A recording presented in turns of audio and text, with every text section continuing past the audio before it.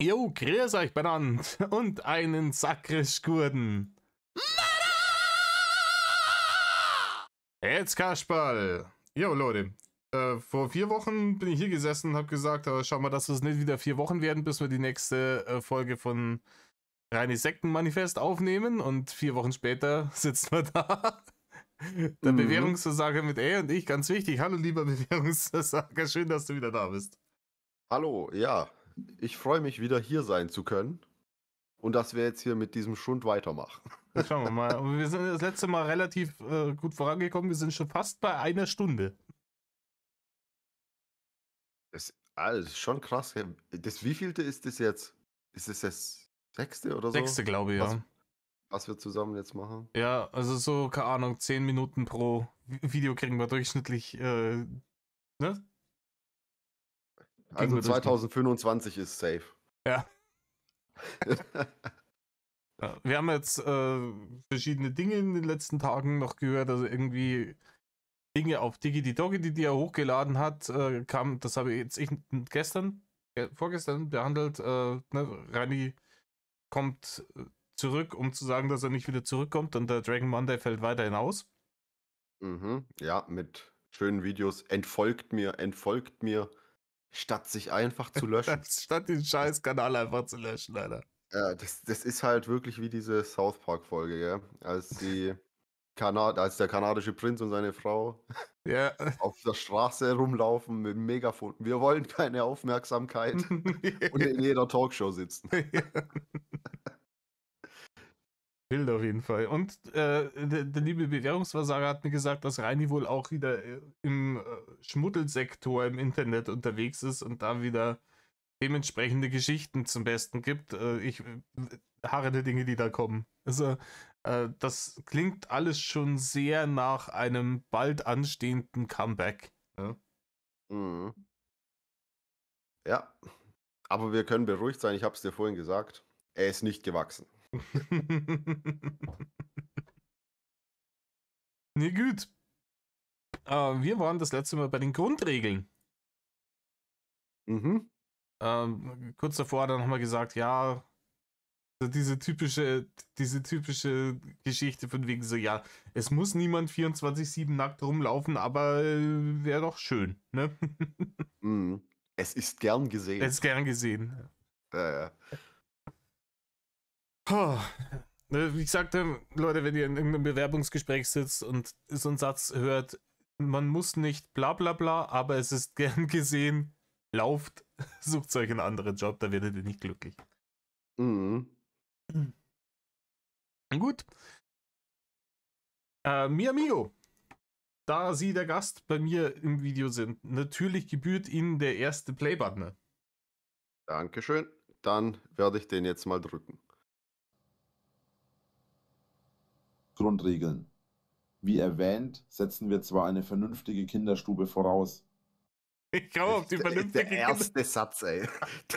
Schon müssen wir anhalten. Ich komme da überhaupt nicht klar drauf. Wir setzen eine vernünftige Kinderstube voraus. Rainer, was willst du nachher tun da? Ohne Witz, das ist der erste, der da eigentlich nicht zugelassen werden dürfte.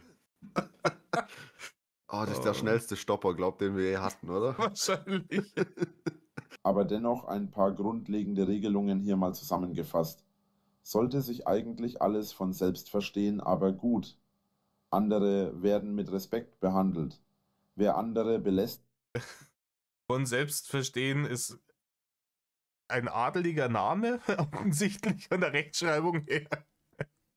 Also das Selbstverstehen. Ich bin's Rainer von Selbstverstehen, mit AI ganz wichtig. Und andere Leute mit Respekt behandeln, das hat er auch richtig gut drauf, der Mo, das wissen wir ja.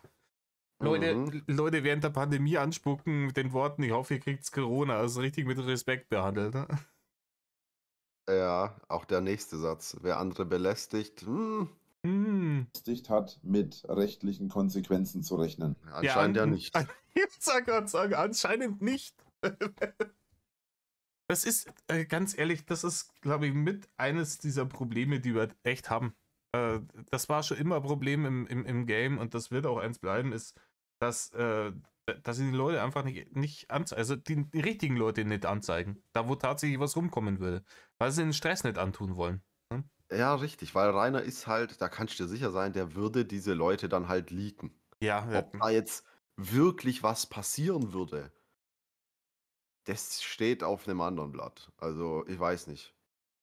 Wenn einer wirklich dafür sorgt, dass Rainer zum Beispiel eingeknastet wird oder sowas, und dann weiß man, der heißt, keine Ahnung, Heinz Müller und wohnt da und da. Was, was macht man dann mit dem? ja, Außerdem Dankesbriefe schicken. ja, ich glaube, die hätten relativ wenig zu befürchten. Auch vor allem so ein Indigo-Bärchen, wenn den anzeigt hat, dann, weil die hat ja tatsächlich Beweise gehabt. Ne? Mhm. Die hat ja Beweise gehabt auf dem Ja, Handy, okay, wo er es ja. zugegeben hat. Ne? Ja, aber bei Frauen, ja, da ist es halt wieder so ein bisschen anders. Natürlich, eine Frau möchte dann auch nicht als die gesehen werden, die vom Rainer da irgendwie missbraucht wurde. Das Ja, kann man irgendwie auch ja, verstehen, ja. dass die das dann nicht öffentlich haben möchte. Aber so andere Sachen, wenn er ungefragt irgendwelche Sachen verschickt hat oder so. Hm. Oder Das auch ist, der Typ, vor dem er die Hose gelüftet hat. Äh, also da hätte ich ihn auch angezeigt. Auch wenn da vermutlich nicht viel passiert wäre. das ist nämlich der nächste Punkt. Bei vielen ist halt wirklich oft Aussage gegen Aussage, oder du hast halt dann so Situationen wie hat er geheißen damals, der Max, der Taschenlampendepp, die selber nicht hundertprozentig legal gehandelt haben und natürlich auch keinen Bock haben, sich dafür gerade machen zu müssen, was auch verständlich ist. Und dann war es das halt wieder, gell? Mhm. Ja, also dieses Video mit der Taschenlampe, das ist halt schon krass, wenn die dann besoffen rumschreien: „Ha, jetzt bringen wir dich in 'n Knast. Ha, ha, ha, ha, ha." Und dann das der Polizei gezeigt wird. Ja, Ja. super. Natürlich, das macht Rainers Tat jetzt nicht besser. Deswegen finde ich es immer noch krass, dass ja, dass das irgendwie fallen gelassen wurde. Mhm. Ja, muss man nicht verstehen. Ja, aber natürlich sind das Lappen, weißt? Ja, natürlich. Das auf jeden Fall. Und so ein Taschenlampendulli, der nimmt sie halt von so einem Rainer Winkler nicht viel. Also da hat er einfach Glück gehabt, da haben fünf Intelligenzpunkte zu viel und in Anführungsstrichen ihn vor derselben Karriere bewahrt, oder? Mhm. Dasselbe gilt für Diebstahl und andere nach Gesetzen glättende Straftaten. Die Platzregeln. Wollte er geltende schreiben? Wahrscheinlich. Die Wahrscheinlich. glättenden Straftaten. Also, was könnte man darunter verstehen? Ich weiß es nicht. Das ist vielleicht irgendein aus China importiertes Glätteisen ohne dieses CE-Prüfsiegel oder sowas. Die am Eingang und bestimmten Stationen des Campinggeländes stehen, beachten. Man muss nicht alle Regeln und Gesetze aufzählen, oder? Normalerweise weiß man ja, was erlaubt und was verboten ist. Unsere Kommune ist kein Ort ohne Regeln. Einige Regeln gelten für unser Gelände nicht. Das ist übrigens dieses, ja, man kann ja voraussetzen, dass die Leute wissen, wie man sie anständig aufführt und was man machen darf und was nicht. Auch wieder aus seiner Feder ist halt. Ist halt auch wild, ja. Das halt, ganz ehrlich, das halt den nackerten Arsch ins Gesicht der deutschen Rechtsprechung gedrückt. So. Und gerade er, gell? Also, ja, aber wir wissen, Rainer sieht ja Fehler bei sich selbst so gut wie nie. Er sagt ja auch, er wäre gut erzogen worden und so. Ja, es wird immer gespiegelt. Es wird ja. einfach immer weggespiegelt. Also, egal auf wen, auf die Hater, auf seine Mutter. Ja. Wie gesagt, damals, wo er abgerantet hat über seine Mutter, da habe ich mir auch gedacht, hey Rainer, du zählst praktisch ausschließlich Eigenschaften auf, die du praktisch geerbt haben musst, wenn das alles so stimmt, was du gerade sagst. Dann bist du runtergerissen, einfach genau ein Abbild der Mutter. Mhm. Also, wenn dich das interessiert, dann kannst du ja mal auf meinem Kanal das neueste Video angucken. Das heißt Rainers Verwandlung in Rita. Da rasiert er sich. Oh Gott, ja. Ich find, der rasierte Rainer ist schlimm. Ich finde Oh den ja, wirklich. und da ist er frisch rasiert. Ah, Also na. so richtig frisch. Also Also das geht. überhaupt nicht. Mhm. Wichtig. Solange ihr niemanden schadet, euch eingeschlossen, habt ihr normalerweise Niemandem, Rainer. nichts zu befürchten. Gründungsmitglieder der Kommune. Gesucht. Da ich leider aktuell noch alleine bin, suche ich nach anderen, die Interesse haben, mit mir gemeinsam die Kommune zu gründen. Aber redet die ganze Zeit von wir. Ja, wie gesagt, das ist hier von sich selber in der dritten Person und im Plural reden, das ist schon. Ja. Obwohl man kann es halt verstehen, gell? Als Gruppengewichtiger. Was ist nötig? Das Folgende sind keine zwingenden Bedingungen. Es wäre allerdings von Vorteil für alle, die in der Kommune leben. Niemand kann alles und gemeinsam sind wir stark.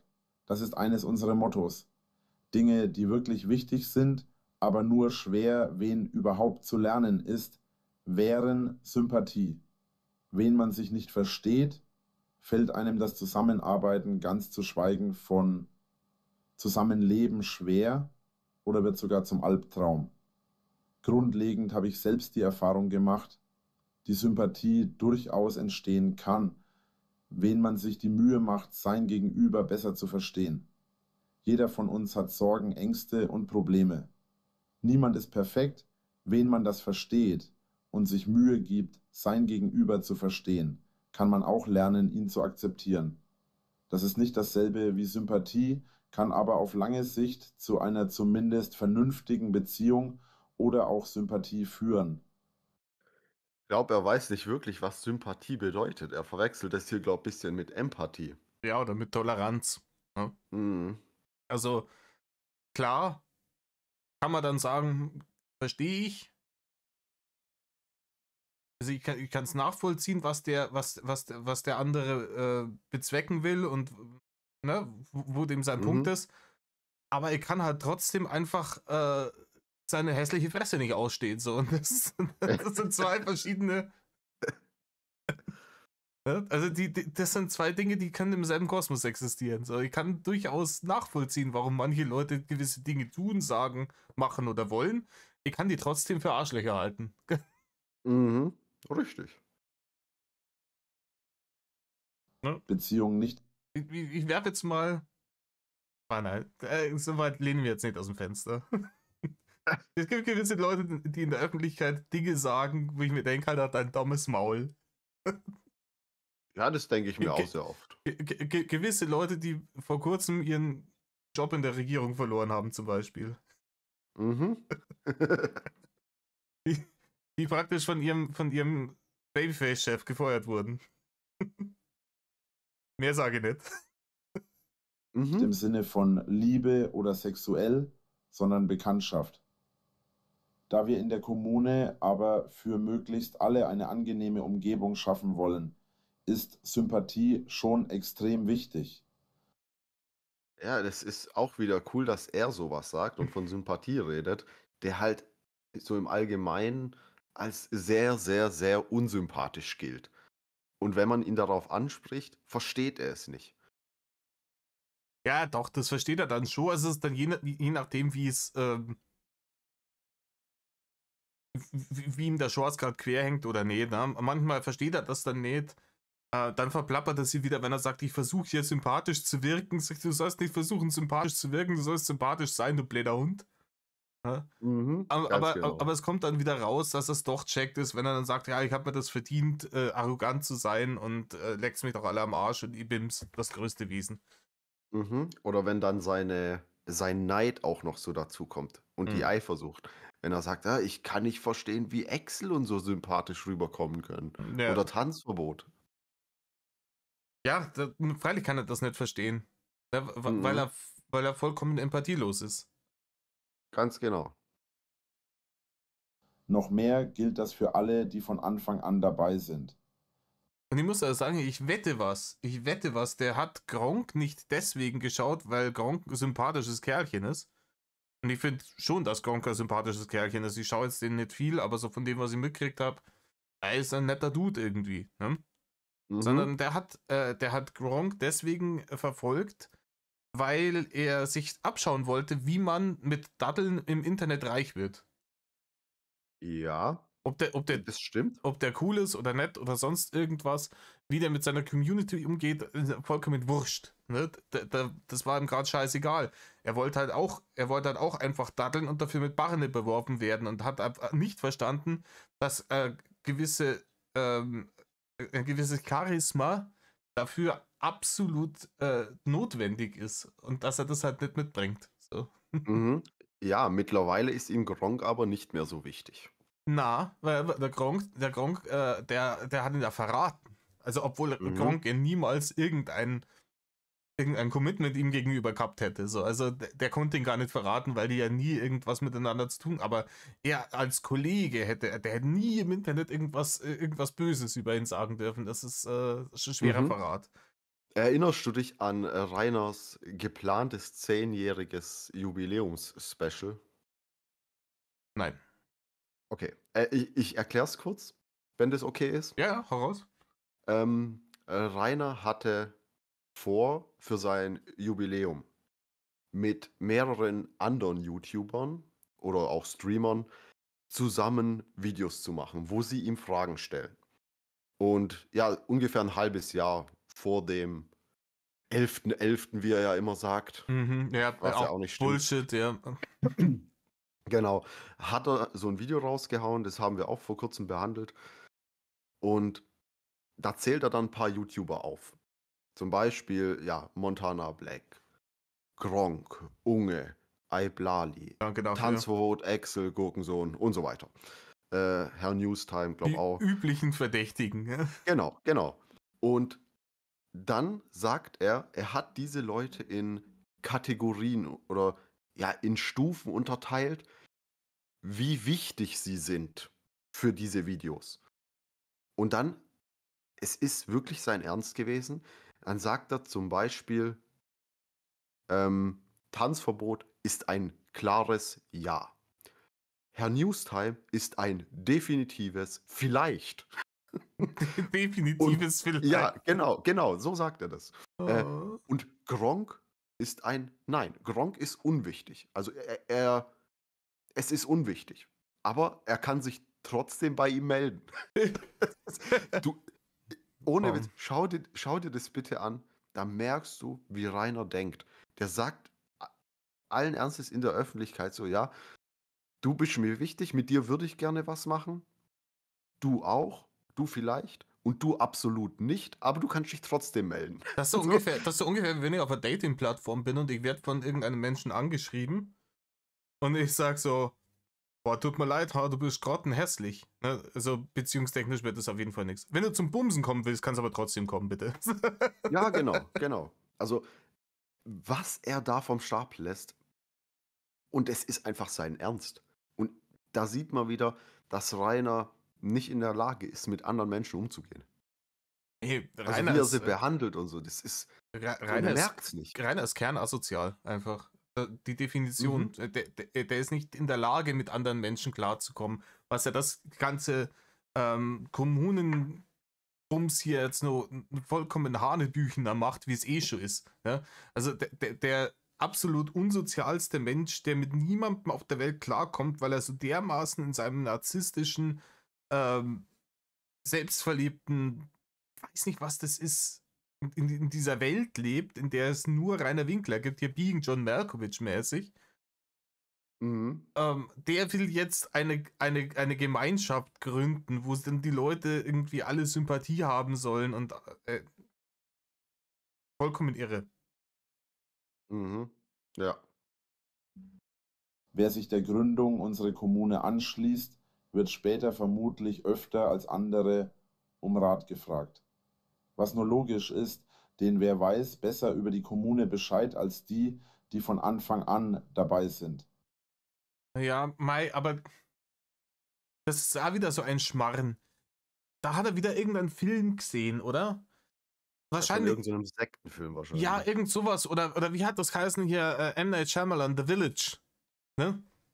Da haben doch die auch diese Gemeinschaft da gegründet und die Ältesten sind dann die, wo denn die Leute immer hinkommen. Aber das ist halt einfach, das hat unrealistisch, weil ja diese Kommunen trotzdem irgendwie im Rechtsrahmen des jeweiligen Landes existieren müssen. Du hast ja dann nicht einfach irgendwie einen Zaun rumbaut und gesagt, das ist jetzt keine Ahnung, Rainer Winklistan und ist jetzt ein neuer Staat und die Gesetze gelten hier nicht, sondern und die, wer auch immer sich dann da herablässt, diese Kommune mit ihm zu gründen, haha, wie wenn es die Leute geben darf, die haben halt vielleicht Ahnung, wie sie sich die Kommune vorstellen, aber irgendwie bei allen anderen Dingen sind doch die auch genauso ahnungslos wie jeder andere Depp in dem Laden, oder? Mhm, ja, da gebe ich dir recht. In Rumänien. Ja, das ist ja schon das, was mich hier von Anfang an immer irgendwie aufregt. Oder was heißt aufregt? Ich aus Nordkoreaner. Okay, der ist sehr gut. Dass es nicht mal feststeht, in welchem Land das ganze Ding hier stattfinden soll. Weil das ja einfach so, das beeinflusst ja quasi alles. Wer da hinkommt, wer da mitmacht, welche Regeln und Gesetze gelten, welche Temperatur es dort hat. Das ist einfach so das Erste, über das man sich hier Gedanken machen müsste. Nee, das ist ja, Rainer baut ja diese Ideen von seiner komischen Kommune, dem ganzen Klump, die bauen ja das so auf, wie so, keine Ahnung, wie so eine Steuerung F Reportage. So, da steht, die fangen eben auch immer von hinten an. Ne?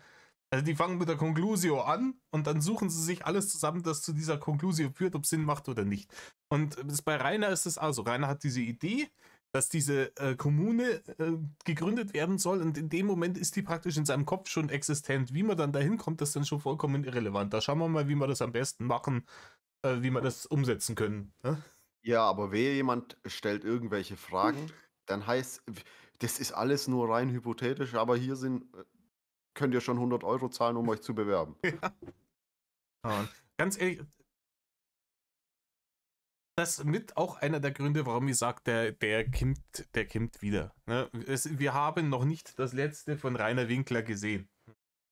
Mhm. Natürlich, natürlich. Es ist nur eine Frage der Zeit, bis irgendwo wieder steht, Rainer ist online. Ja. Wir werden sehen. Wir werden sehen. Mhm. Die Kommune soll ein Ort sein, an dem sich auch oder vor allem Menschen zu Hause fühlen können, die nicht ganz dem entsprechen, was allgemein als normal betrachtet wird. Es ist für uns wichtig, dass unsere Mitglieder aufgeschlossen sind, gerade im Punkt FKK und Nudismus, genau wie Freiheit in Liebe und Sexualität. Damit ist nicht nur der Punkt Polyamor oder offene Beziehung gemeint, sondern auch Homo- und Bisexualität. Natürlich muss man weder das eine noch das andere sein. Auch wenn man eine heteromonogame Beziehung führt, ist das in Ordnung. Allerdings ist uns, wie gesagt, wichtig, dass man aufgeschlossen miteinander umgeht. Das ist ein Krampf. Ey, ja, ihr könnt schon eine heteromonogame Beziehung führen. Aber ihr müsst schon wieder einen Schlaganfall. Aber ihr müsst schon aufgeschlossen sein, weil es ist schon wichtig, dass ihr trotzdem damit alle umeinander bimst. Was jetzt, Rainer? Ja, es fehlt nur noch, dass er so hinschreibt, ja, wenn ihr untereinander nur bumsen wollt, dann müsst ihr halt wenigstens die anderen zusehen lassen. Irgend sowas, ja. Da gibt's ja dann sowas irgendwie im keine Ahnung, im Swingerclub oder sowas, wo du da beim Fenster reinschauen kannst. Mhm. Das ist einfach so ein Freiland-Swingerclub irgendwie, gell? Mhm. Seien es nun Frauen, die Frauen lieben, Männer, die Männer lieben oder ein Geschlecht, das beide Geschlechter liebt. Damit ist, wie gesagt, auch nicht nur die sexuelle, sondern auch emotionale Nähe gemeint. Jeder Mensch, egal welches Geschlecht, wie groß und klein oder wie dick oder dünn, jeder hat seinen Wert. Weiterhin gilt, akzeptiert euch selbst genau wie andere.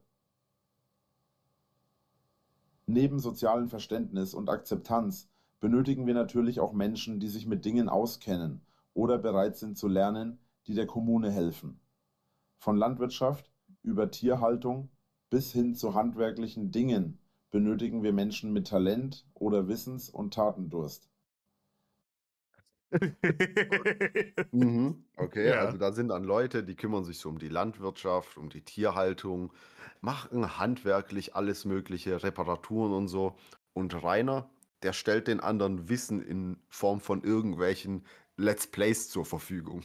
Ja, Reini sucht Leute mit Talent, freilich, weil er selber keines hat.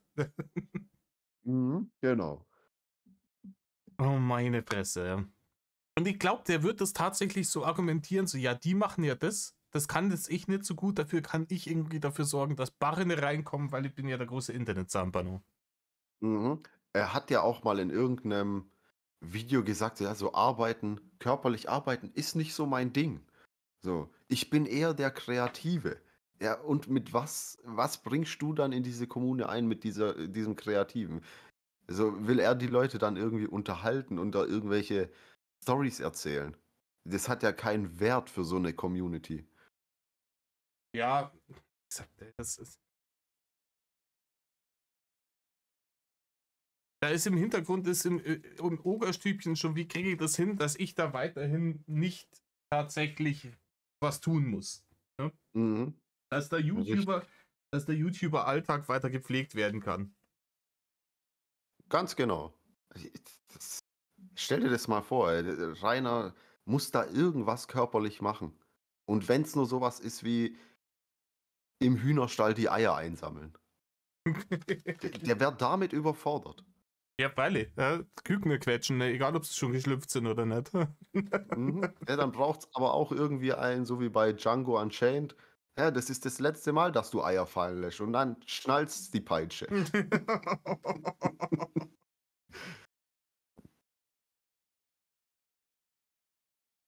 Wie gesagt, niemand muss alles können, aber umso mehr man kann, umso besser für alle.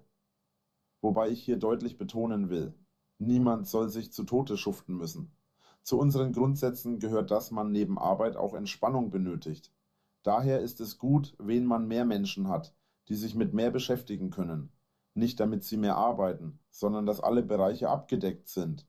Wir benötigen also in jedem Fall Menschen, die sich mit Land- und Forstwirtschaft auskennen. Am besten auch mit Tierhaltung. Gerade anfangs werden wir sicher viele Dinge von außerhalb kaufen und beschaffen müssen. Aber da wir irgendwann möglichst autark, Selbstversorgern leben wollen, ist es natürlich wichtig, dass man möglichst viel selbst erzeugen kann.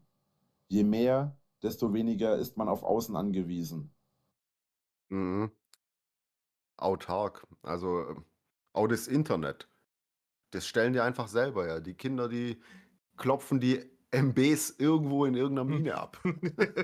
Rein in die Säureminen, ne? Ja, genau. Das Bild einfach. Kann vielleicht sogar hier und da Geld mit überschüssigen Dingen verdienen.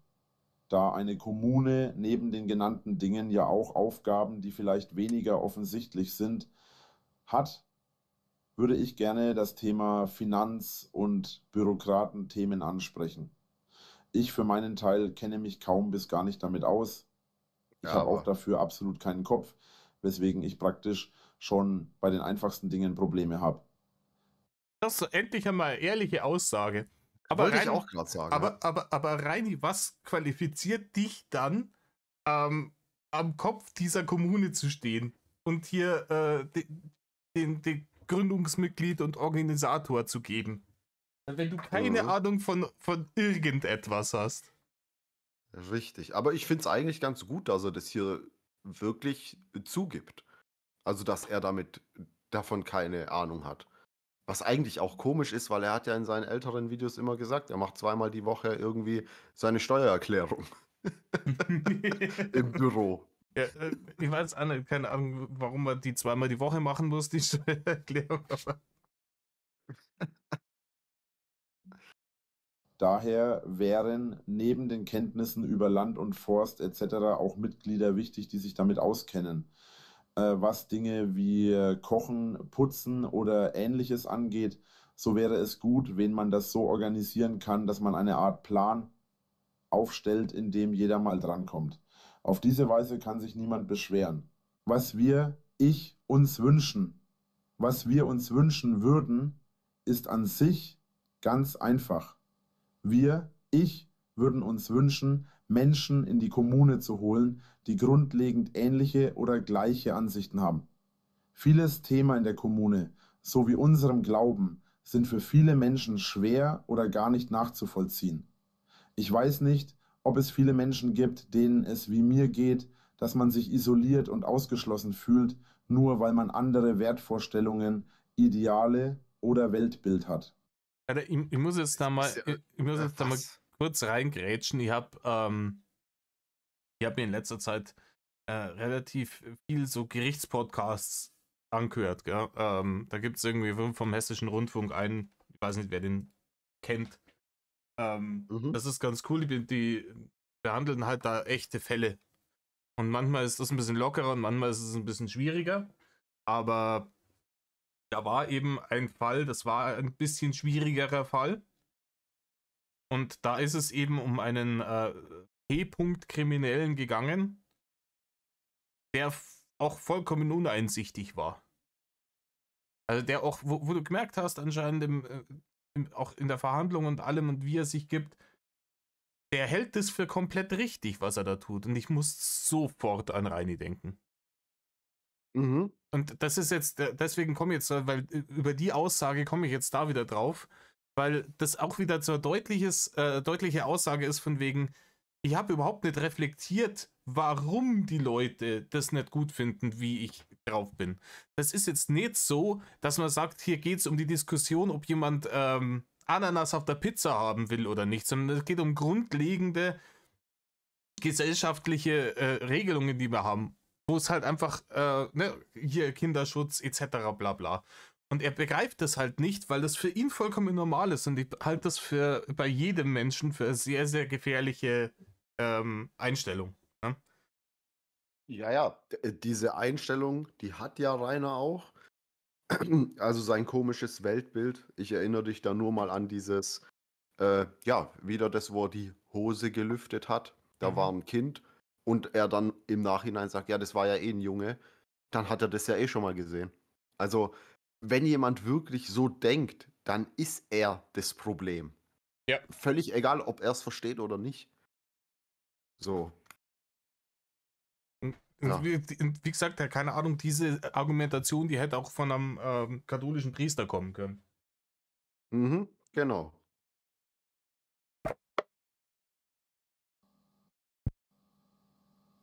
Sich dieser dem Anschein nach einsamen Welt zu stellen, ist schwer. Ich bin schon seit meiner Jugend oft ein Außenseiter gewesen. In späteren Jahren wurde das auch nicht besser. Immer, Rainer. Deswegen hatte ich schon früh und viele Versuche unternommen, Menschen zu finden, die ähnlich denken. Ich will niemandem etwas Schlechtes, im Gegenteil. Ich gebe zu, dass meine Wege oft falsch sind oder waren. Dennoch gebe ich nicht auf. Deswegen. Aha. Gleichzeitig sagt er aber immer, er ist jemand, der nichts bereut und er würde alles immer wieder ganz genauso machen. Ja, und aber das beißt sich halt auch immer ein wenig. Das beißt sich auch ein wenig, aber im Endeffekt ist es hier die Aussage auch wieder von wegen, konsequent ist es auch den Holzweg zu Ende zu gehen. Mhm, genau. Deswegen suche ich Menschen, die ähnlich empfinden und vielleicht mit mir zusammen diesen Schritt gehen möchten. Natürlich gibt es keine Garantie für einen Erfolg, aber wenn man es nicht versucht, wird man es auch nie erfahren. Kontakt könnt ihr bei Interesse über das Kommentarformular oder diese E-Mail aufnehmen. E-Mail free.love. Ja, heißt es nicht Kontaktformular? Was für ein Kommentarformular? Was soll denn das sein? Ich weiß nicht, vielleicht gibt es eine Kommentarfunktion und der hat im Ogerstübchen falsch zusammengerendert. Mhm. And peace.kommunen@gmail.com. Ihr könnt natürlich auch Kommentare schreiben. Diese werden auch erst nach einer Prüfung von mir persönlich freigeschalten. Ihr könnt also da. Aber er hat jetzt da wirklich extra E-Mail-Konten eingerichtet, wo man sich dann da bewerben kann, oder? Das, Ja, damit schlägt er auch wieder 2 Fliegen mit einer Klappe, weil seine Drachenlord 1510 E-Mail, die ist ja wahrscheinlich auf sehr vielen Seiten gesperrt und dann Okay. benutzt er die auch wieder, Ja, um sich irgendwo anzumelden. ja, die ist komplett verbrannt, Alter. Ja. Ja, aber das ist doch auch wieder so eine Sache.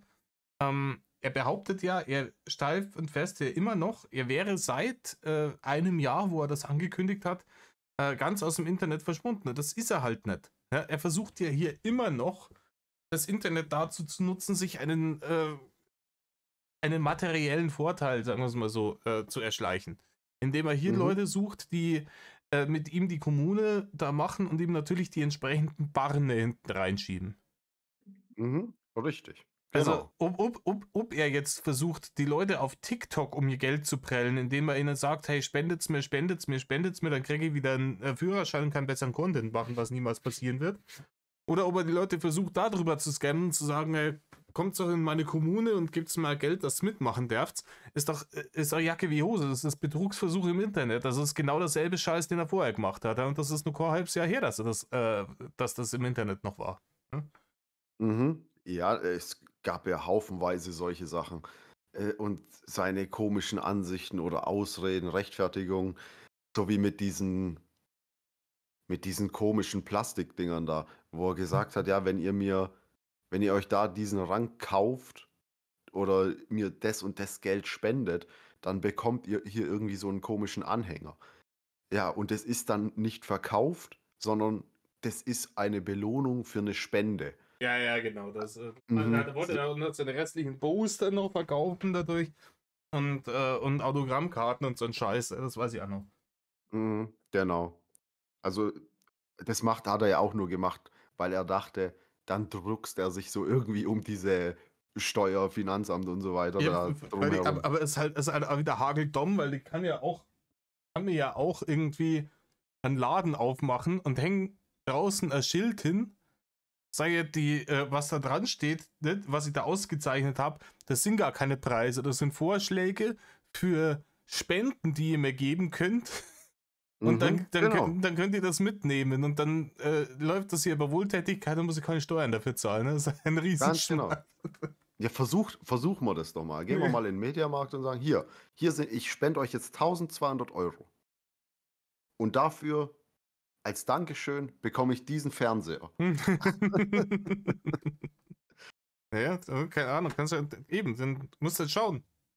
Am besten Musst du lässt ein gleich noch die bisschen, Mehrwertsteuer weg. ich wollte gerade sagen, du musst ein bisschen rechnen, weil dann kann die Mehrwertsteuer dann runter. Also dann Ja, genau, dann kriegst du sogar noch billiger. hast du einfach statt 1.000 € für den Fernseher zu bezahlen, ne, äh, spendest du einfach 810 € Mhm, genau. und keiner zahlt die Steuern als Gucci und das ist sicher gut für unser Land, wenn das alles so Auf jeden machen. Fall. Mhm. Spinterbeppi. Auch eure Kontaktdaten angeben und dazu schreiben, dass der Kommentar nicht Sorry. veröffentlicht wird. Ihr könnt auch eure Kontaktdaten angeben. Hätte die da die Ehren gerade noch geben, oder? Mhm. Ah. Sir Leak a lot. Dem gehen auf jeden Fall unsere Kontaktdaten. Auf jeden Fall. Werden soll. Wobei Kommentare mit persönlichen Informationen ohnehin nie veröffentlicht werden. Liebe, Frieden und Freiheit 001. Das sind wir jetzt beim MI6 oder was? Ding, 007 hat die Lizenz zum Töten, 001 hat die Lizenz für Liebe, Frieden und Freiheit. Schon als Kind habe ich mich gefragt, was ist Freiheit? Wie erreicht man Frieden? Liebe habe ich als Kind. Das habe ich mir auch gefragt. Ganz ehrlich. Ich bin auch mit 5 Jahren im Kindergarten gesessen, während ich dann mittags irgendwie mein Butterbrot gefressen habe und dann haben wir gedacht, was ist eigentlich Freiheit und wie erreicht man Frieden? Das haben wir als Kind einmal gedacht. Ne? Und jetzt bin ich nicht irgendwie so ein 58er wie er, sondern tatsächlich normal entwickelt. Und das ist mir als Kind, sind mir diese Themen auch geschmeidig am Arsch vorbeigegangen, weil ich ein Kind war. Was soll der Scheiß? Was will er uns erzählen? Schon als Kind halt dein Maul, Rainer. Ja, ohne Witz. Das Einzige, was ich mich da als Kind gefragt habe, ist, wie ich mein verdammtes Pikachu entwickeln kann, weil ich nicht wusste, dass man einen Donnerstein braucht. Durch Eltern und Familie geglaubt zu kennen. Heute glaube ich, dass man Frieden und Freiheit nur erreichen kann, wenn man sich einigen unangenehmen Wahrheiten stellt. Manche lernen das früh, manche später und andere nie. Ja. Zu den Leuten. Rainer, ein anderer. Aber man muss sich unangenehmen Wahrheiten stellen. No shit, Rainer. Mhm. Seit es Hater gibt in diesem Scheiß-Game, wird es ihm mehr oder weniger gepredigt. Rainer, du musst dich jetzt mal ein paar unangenehmen Wahrheiten stellen. Erstens, du bist der Versager. Zweitens, du bist ein Vollidiot. Drittens, du wirst niemals der große Internetstar werden und reich damit. Mhm. Das sind unangenehme Wahrheiten. Ich weiß, da zerbricht der Traum für dich und das ist schwer, aber du bist halt einfach ein Depp und mehr wie Hiwi-Aufgaben wirst du in deinem Leben niemals machen können. Find dich damit ab und jetzt lass die Scheiße. Mhm. Also es wird nicht eine unbequeme Wahrheit 3 geben. El Gore und Rainer Winkler.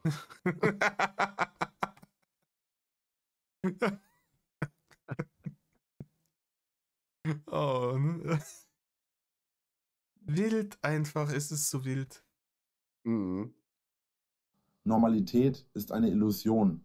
Das Gleiche gilt für Gut und Böse oder andere Konzepte, die nur auf Massen von Menschen anwendbar sind. Das gilt auch für Perfektion als Beispiel. Das Alles und viele andere sind Konzepte, die nicht auf einzelne Personen anwendbar sind. Normalität? Was ist normal? Für mich ist es normal, dass ich bisexuell und polyamor bin. Für die Allgemeinheit bin ich dadurch aber anders und für manche sogar abartig. Gerade die Vorstellung, dass ich Sex mit Männern habe, stößt viele ab. Dass ich Vor allem diese Männer. Ja, aber das ist jetzt auch wieder so ein klassisches sich in die Opferrolle drängen. Ne? Ich werde ja bloß gehasst, weil ich so bin. Wie gesagt, die Bi-Lüge halte ich immer noch für Schutzbehauptung. Und es fehlt wirklich nur noch, dass er sich so als Transe ausgibt. Ja, und sich damit auch noch als Opfer hinstellen will. Es ist eine reine Ding, ich mache das jetzt, damit ich in die Opferrolle gehen kann und dann dadurch gerechtfertigte Kritik abwehren. Ne? Und genau.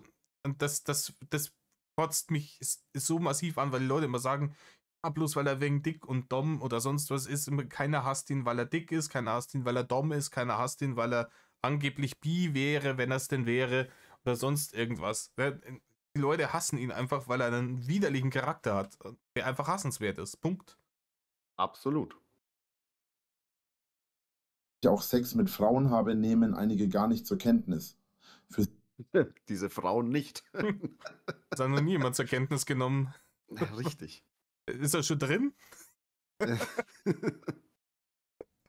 Sie bin ich schwul. Das ist aber nicht korrekt. Was das Ja, doch. Also, wenn man jetzt Rainers komplette sexuellen Erfahrungen und Erlebnisse zusammennimmt, dann ist er eigentlich bis jetzt schwul. Ja, die einzigen wirklichen Beweise für sexuelle Handlungen sind die, wo er diesem einen komischen Dude hier den Stängel gelutscht hat, ja? Genau. Und die Duschvideos. Die das Ganze auch noch so auf Weng unterstreichen. Ja gut, aber da kannst du von schwul im Endeffekt nicht reden, weil da war kein anderer Mensch beteiligt. Ne? Ja, okay, gebe ich dir. Das Polyamor angeht. Für die Willst dich damit irgendwie ein bisschen selbst verteidigen? Kann das sein? Zeig mal dein Badezimmer. Ich habe kein so fesches Badezimmer wie der Rainer. Okay, ich muss mir das mal genauer angucken, ob da in der Dusche auch vielleicht so ein runder Abdruck ist, dass da mal was dran war.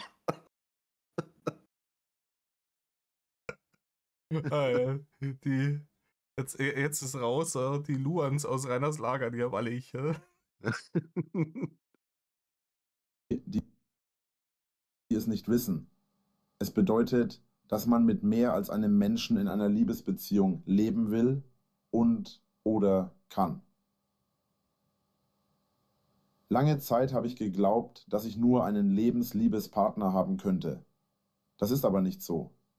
Natürlich ist Eifersucht bis zu einem gewissen Punkt auch immer ein Problem und Thema, mit dem man sich auseinandersetzen muss. Aber ist das mit dieser Polyamor-Geschichte? Also ich habe mich wenig mit dem Thema beschäftigt, aber was ich so mitgekriegt habe, wenn man irgendwelche Reportagen oder sowas sieht, ist es doch bei diesen Leuten meistens so, dass die erst einmal eine normale monogame Beziehung haben und dann irgendwie eine dritte Person da mit reinkommt und die dann sagen, okay, dann machen wir halt jetzt ein polyamores Ding draus. Es ist doch normalerweise nicht so, dass da irgendjemand in der Gegend umeinander geht und sagt im Übrigen, hey, eine reicht mir nicht, es müssen mindestens zwei sein. Bitte, Nee, genau. bitte stellt euch da vorne an, eine nach der anderen und dann nehme ich eure Bewerbungen entgegen. Das funktioniert doch so nicht, oder? Nee, es ist eine es ist eine Liebesbeziehung. Also wirklich eine richtige Beziehung, nicht nur Bumserei. Also aber halt mit mehr als 2 Leuten. Und man liebt diese Leute dann auch. Die werden nicht nur fürs Bett benutzt, sage ich jetzt einfach mal dazu. Ja, nee, aber allein wie es halt dazu kommt, ist halt, habe ich schon wieder, da versucht er schon wieder irgendwie das Pferd von der falschen Seite aufzuzäumen, oder? Das ist dasselbe Grundidee, also die Polyamor-Grundidee ist dieselbe Grundidee wie bei der Kommune an sich bei ihm, dass er da praktisch sich irgendwas zusammengesponnen hätte, dass er gerne so umgesetzt hätte und das einfach von vornherein als gegeben voraussetzt. Und ob das realistisch ist oder so funktioniert, ob er da irgendwas falsch verstanden hat oder ob das überhaupt umsetzbar ist, vollkommen wurscht. Du, ich muss dir hier kurz was sagen. Ich weiß nicht, es wird man vermutlich in der Aufnahme dann hören. Mein Nachbar fängt jetzt gerade wieder an zu bohren. Ich weiß nicht, hörst du das? Ich hör's nicht. Okay. Ja, wenn ich's nicht höre, dann ist es wahrscheinlich in der Aufnahme auch nicht drin. Okay, alles gut, weil es ist teilweise sehr, sehr laut. Ich hoffe mal, das bleibt so, dass du es nicht hörst. Ja. Okay. Ich sag nur Bescheid, wenn nicht, dann müssen wir halt kurz einen Cut machen und später den Rest aufnehmen. Okay. Gut. Ich habe schon für mehrere Menschen gleichzeitig emotionale, sexuelle Gefühle gehabt. Für mich ist das normal und es gibt neben mir viele andere, für die es ebenso normal ist. Für die Mehrheit an Menschen aber nicht.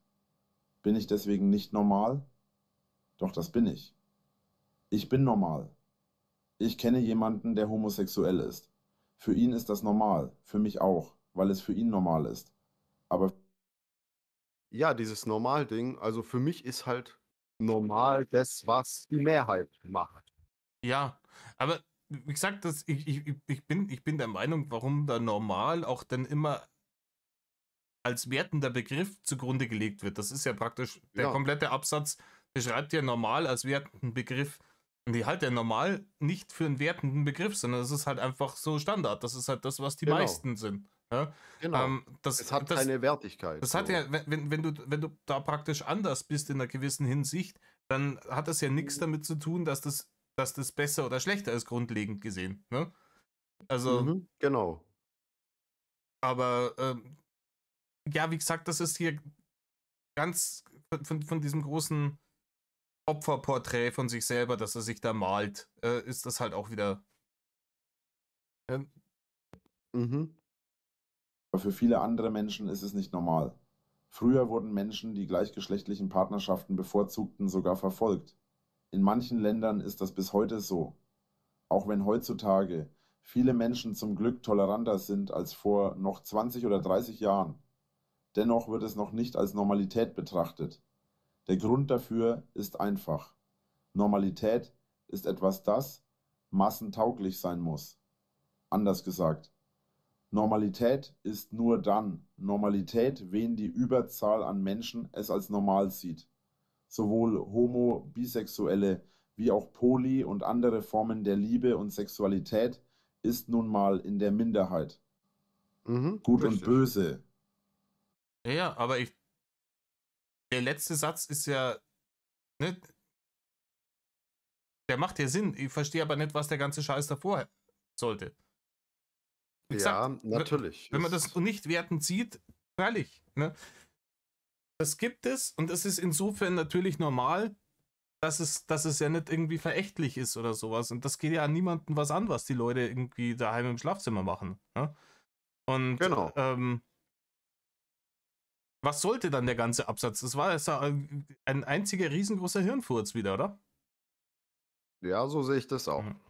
Er hängt sich halt wieder mega daran auf und es nervt mich einfach, wenn da dieses selbe Wort einfach 15 Mal in einem Satz vorkommt, weißt?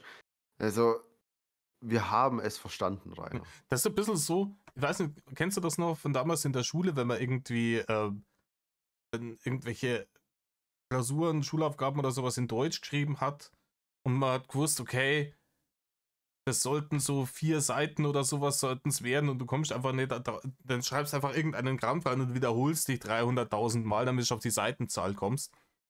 Mhm. So kommt mir das gerade vor. Ja, genau. Genau. Hauptsache viel. Hauptsache die Luft scheppert. Masse statt Klasse. Ja. Genau. Ähnlich wie Normalität ist auch Gut und Böse ein Konzept, das man vor allem massentauglich betrachten sollte. Hier ist es allerdings ein klein wenig anders. Anders als bei Normalität hat man hier einen kleinen Punkt, den man beachten muss. Das ist der Blickwinkel. Eine Handlung, unbeachtet von gut oder böse, kann aus mehreren Blickwinkeln betrachtet werden. Perspektive 1, Perspektive des Opfers einer bösen Handlung. Perspektive 2, Perspektive des Täters einer bösen Handlung. Perspektive 3, Perspektive des Beobachters einer bösen Handlung. Hey, er sagt Beobachter. Er sagt nicht Beobachter. Also hier hat er es verstanden. Ja, ja. Okay. Okay, Ja. das ist mir gerade so ins Auge gefallen. Aber er sagt ja jetzt erst irgendwie, keine Ahnung, gut und böse, mehr oder weniger sind Konzepte und das gibt es gar nicht so wirklich. Und dann ist er da wieder, redet aber trotzdem von bösen Handlungen. Mhm. Ja, das wäre das nächste, was ich angesprochen hatte. Und ganz ehrlich, Also, es ist halt auch nicht immer so schwarz und weiß und es kann halt auch, manche Dinge sind vom eigenen moralischen Kompass abhängig und manche Dinge, die sind halt ganz klar grenzüberschreitend. Und Rainer macht da halt keinen Unterschied. Ne?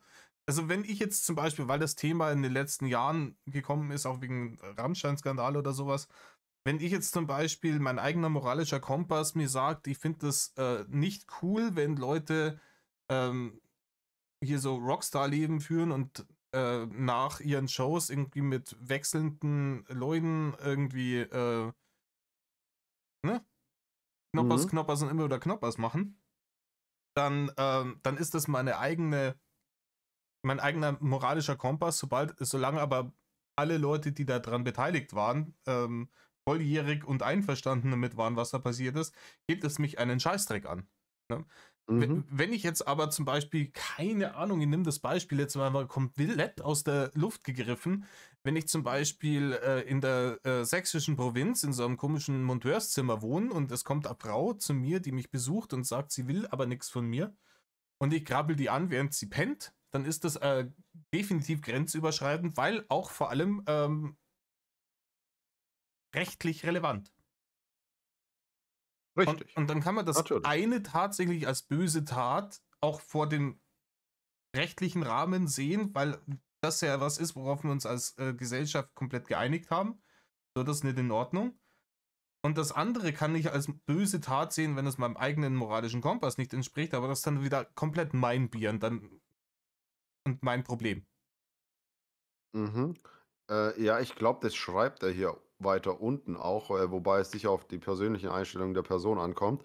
Ja, das stimmt. Rainer wäre halt bei dieser Angrapsch-Sache, sage ich jetzt mal dazu, vermutlich der Meinung, er ist hier der Gute. Ja, stimmt, er wollte Vielleicht sie ja auch bloß nicht. trösten, ja.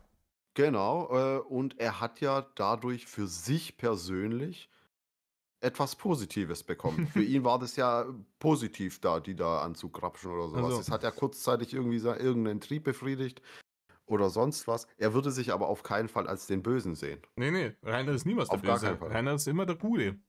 Genau.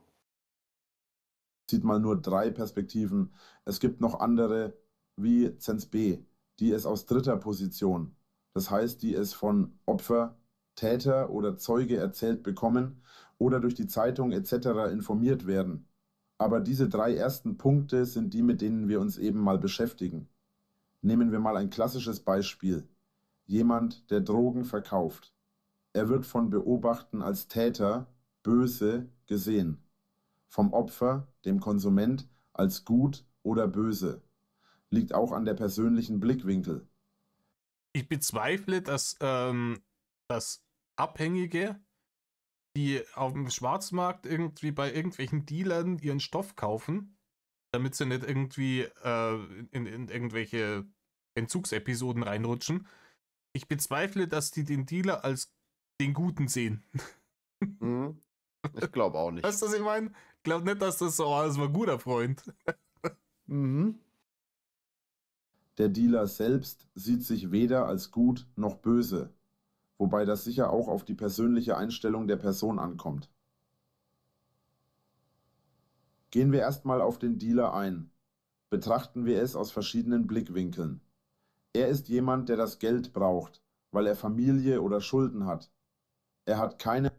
Nö, das muss ja nicht so sein. Es gibt ja auch einfach Leute, die das nebenbei machen, um sich ja da ordentlich was dazu zu verdienen. Ja, vor allem, keine Ahnung, ist ja vollkommen wurscht. Jeder hat gern Geld, oder? Das ist Richtig. Das sagt gerade er, ja, natürlich. Also, weiß nicht, irgendwie klingt das jetzt so schon für so eine Rechtfertigung, warum Rainer irgendwie mit dem Dealen anfangen will. Rainer wollte er nicht getragene Unterwäsche verkaufen auch einmal oder so? Stimmt, ja. Oh Gott. Ganz Das ehrlich, macht ja die Birella auch mittlerweile, gell? ja, oh. Nee, ganz ehrlich, weil ich glaube zum Drogenticker, nee, kann ich mir Rainer nicht vorstellen. Nee, ich auch nicht. Allein vom Mathe her, der zahlt ja am Ende nur drauf, weißt du? So Verkauft es dann für weniger, wie er es vom Großhändler gekriegt hat, irgendwie, weil er Storm zum Rechnen ist. Was verkauft er dann? So Ecstasy-Pillen, wo aussehen wie kleine Drachen. Und dann schiebst du den übelsten Kiefer.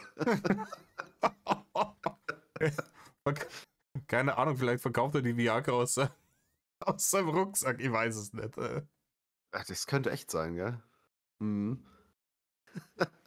Obwohl er in dieser ganzen Szene, in die er da reingerutscht ist, ja, Karl Dall und sowas, Ja. weiß ich nicht, vielleicht Der BTM-Dragon. der BTM-Dragon, vielleicht kann er sie dadurch ja auch irgendwie zweites Standbein schaffen. Er kann ihm seine kriminellen Kumpels, dass die irgendwie den Stoff bei ihm lagern oder sowas. Oder die benutzen ihn so als Muli. Ja, sowas. Ja, dem seinen Ärschen könnte man schon viel schmuggeln. Oh Mann. Aber wer will das danach noch konsumieren? Ja, das stimmt auch wieder. Oh Mann. Stopp, wenn er erwischt wird, wenn er erwischt wird, ist wie wenn so ein Container vom Frachter fällt. Die Polizei hat neuen Rekordfund. Zoll hat den mittelfränkischen Internet-Kasper 50 Kilo Drogen festgestellt.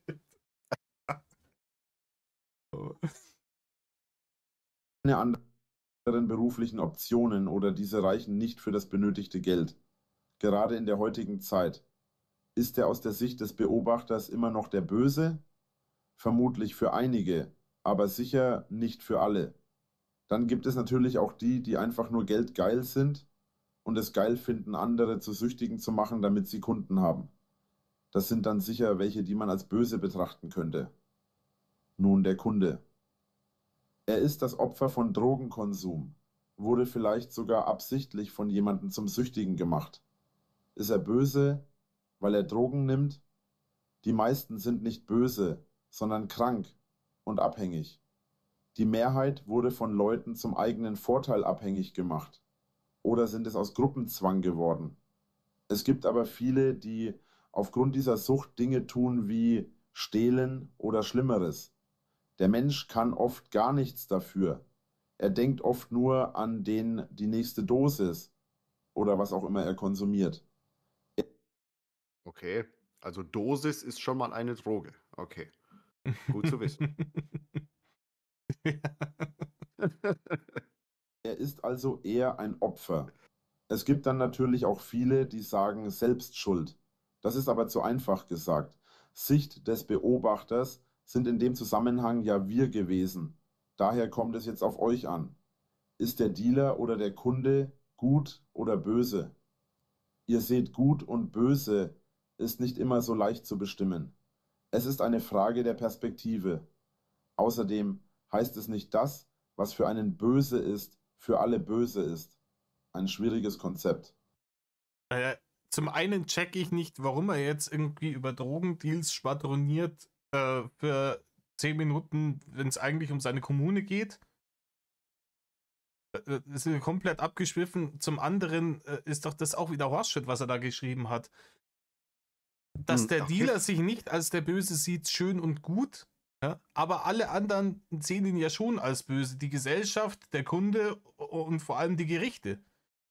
Und wir haben doch, also ich weiß nicht, ob es irgendwann einmal eine Gesellschaft gegeben hat, die Täter befragt haben, Moment mal, siehst du dich als böse? Nein, ja gut, dann kannst du gehen.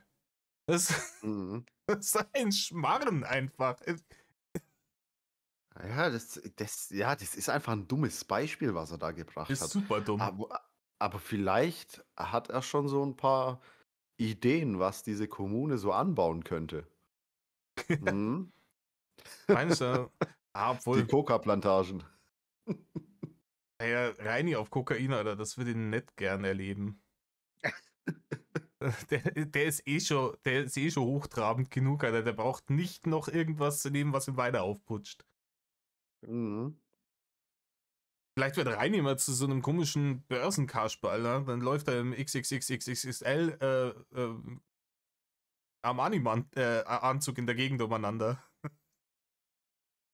Und verkauft irgendwelche Betrugsaktien an arme alte Leute, um ihre Pension zu prellen oder sowas, was ich. Ich muss gerade schon wieder an eine South Park-Folge denken. Kennst du die, in dem die KFC-Filialen zugemacht werden und Cartman Gott, vertickt KFC. Und dann geht er doch auch in so eine Suchtklinik und dann gibt es da KFC-Soße. Aber nur so ein bisschen. So, das ist dann seine Dosis. Ja, alter Schwede, ja, stimmt. Ist das nicht auch das, wo Randy sich Hodenkrebs verpasst, damit er medizinisch verschriebenes Marihuana kriegt? Genau. Ich glaube, wie heißt die Folge? THC versus KFC, glaub. Okay, ich glaube, im Englischen hieß die Medicinal Fried Chicken oder sowas. Ja, die war auch sehr gut. Da gibt es ja dann sogar so eine Anspielung auf Scarface, wo sich Cartman mit dem Colonel trifft. Ja, der eine Typ, der irgendwie aus dem Helikopter irgendwie dann erschossen wird. Ja, genau. Bild. Perfektion, das machen wir noch, oder? Ja, würde ich auch sagen. Perfektion. Bei Perfektion ist es genauso wie bei Normalität. Es ist recht leicht zu bestimmen. Perfektion ist... Bin ich gespannt, ganz ehrlich, wie leicht Perfektion zu bestimmen ist. Ich bin nämlich der Meinung, Perfektion ist ein sehr ambivalenter Begriff. Also da hat jeder andere Vorstellung davon, ne? Genauso eine Illusion, da jeder etwas anderes als Perfektion betrachtet. Oh, blau? Ja, das stimmt. Es kommt halt immer darauf an, auf was sich diese Perfektion bezieht. Wenn ich jetzt irgendetwas herstellen möchte, was weiß ich, ein Quadrat, so ein Würfel. Und der muss perfekt sein. Und er ist dann perfekt, wenn er bei allen Seiten gleich lang ist, keine Kanten hat, keine Kratzer hat und so weiter. Dann Ja, kann man nur sagen, rechte okay, Winkel und so. ja genau, das Ding ist perfekt. Wenn ich aber dann sage, ja, für mich ist das Ding aber nicht perfekt, da muss jetzt noch irgendwie, der muss noch einmal auf den Boden fallen und da muss eine Macke drin sein, dann ist er für mich persönlich perfekt. Weil dann hat er irgendwie noch so einen, ja, so einen Touch irgendwie, keine Ahnung. Okay, dann ist er für mich perfekt. Aber ja, es kommt halt immer darauf an, auf was man das anwendet. Ja. Also ich So, glaube, das finde ist auch ich. so eine Rechtfertigungsnummer von ihm gerade wieder, dass er sagt, ja, hier, natürlich bin ich nicht perfekt, weil Perfektion gibt es nicht und das ist Illusion und hin und her. Aber ja, da hat er auch recht. Das Problem ist halt aber auch nur, genauso sehr, wie sie die Leute viel darüber streiten, was perfekt ist, weil da jeder andere Ansicht davon hat, was perfekt ist. Aber genauso sehr sind sich die Leute meistens einig, wenn irgendwas absolute Gülle ist. Und Mhm. wir reden halt bei Rainer und seinem Content und bei seinen Vorhaben, jetzt auch mit dieser komischen Kommune, reden wir nicht davon, was da jetzt perfekt ist und wer jetzt was vielleicht hier ein bisschen anders machen würde, sondern wir reden, dass es Gülle ist. Das ist halt einfach weit weg von die Perfekt-Debatte, die wird überhaupt nicht aufgemacht bei normal denkenden Leuten. Genau. Beispiel ist leicht anhand von Essen zu machen. Jemand trinkt seinen Kaffee morgens schwarz ein, andere mit Milch wieder, andere mit Milch und Zucker. Manche hauen einfach 12 Stück Zucker in die scheiß Tasse rein und kippen dann ein Maul voll Kaffee oben drauf. Mhm. Ich finde es auch lustig, dass er hier als Beispiel Essen nimmt und dann Kaffee aufzählt. Ja, Also, ich weiß nicht, Kaffee würde ich jetzt nicht zu Essen zählen, aber naja, okay. Lassen wir es einfach mal so stehen. Manche bevorzugen Schwarz mit Zucker oder anstelle von Milch Milchpulver oder anstelle von Zucker Süßstoff. Andere kippen einen Schuss Schnaps rein. Andere Sahne ohne oder mit Zucker. Ein Freund von mir trinkt ihn jeden Tag anders. Etwas, das seine Freundin wahnsinnig macht und mich zum Lachen bringt. Perfektion. wieder Freunde Mhm. ausdenken. Natürlich. Alter, wie erbärmlich muss ich sein, dass ich mir Freunde ausdenken muss, die ihren Kaffee komisch trinken, um dann was zum Verzollen zu haben, oder? Ja, schon. Und dann wird auch noch eine Freundin dazu Ja, ausgedacht, die muss die immer dann dabei wahnsinnig sein. wird. Ja, Er ja, kann sich nicht irgendwas ausdenken, ohne dass er Freundin ausdenken mit dabei ist. unglaublich. Aber ich glaube, das ist viel, was in seinem Ogerstübchen abläuft, wenn er sich so in so einem einsamen Moment mal vorstellt, wie sein Leben eigentlich, wie er es gerne hätte. Weißt? Mhm. Ja, dieses irgendwas Besonderes sein, den Kaffee nicht zu trinken wie alle anderen Leute, und dann kommen Leute zu Besuch und dann witzelt man umeinander und hahaha und hat dann ganz funktionierendes Sozialgerüst um einen rum aufgebaut und ein normales Leben. Und das hat er sich halt komplett zerschossen. Mhm. Richtig. Ist für mich unrealistisch und eine Illusion. Wie kann etwas perfekt sein, wenn es für einen anderen unvollkommen ist? Ich glaube, das ist ein guter Punkt, um hier nochmal einen Cut reinzuschmeißen. Als Mhm. nächstes Ja. Liebe und das wird sicher ein Mordstrom Absatz. Und ich Wir sind weiß, aber auch 15 Minuten heute weitergekommen. wow, Also, das ist einmal gut halt. Das ist mal ja. richtig gut. Aber vor allem, ich weiß es auch nicht, weil ich glaube, dann für Liebe braucht man länger, weil wir jetzt da noch Rainer auseinanderdröseln, nicht. weil wir da smart. Ja, weil wir dann wieder auseinanderdröseln müssen, was hat er schon gesagt und was nicht, weil er hat doch eigentlich körperliche und emotionale Liebe schon abgedeckt. Warum kommt er jetzt schon wieder mit Liebe um die Ecke? Ich frage mich eher, was die nächsten 3 Stunden noch kommt. Ja, keine Ahnung. Wenn er sich zu sehr wiederholt, müssen wir uns halt echt was überlegen. Weißt du? Ja, wir gucken. Wir gucken, wir Ist gucken. schon. Leute, vielen Dank, dass ihr euch das jetzt mit uns beiden hier angetan habt für über eine Stunde. Und ich mache jetzt keine Ansagen mehr, wann wir das nächste Mal machen. Das haut eh nicht hin. Und tut nicht, was Rainer tut. Metal off und das letzte Wort hat der Bewährungsversage. Ja, danke, dass ich wieder dabei sein durfte. War cool. Wir haben wieder einiges über Reini und seine komischen Gedanken gelernt. Und ja, ich bin gespannt, wann wir weitermachen. Ich habe auf jeden Fall Bock. und lasst dem Mann gerne ein paar Kommentare da und bis zum nächsten Mal.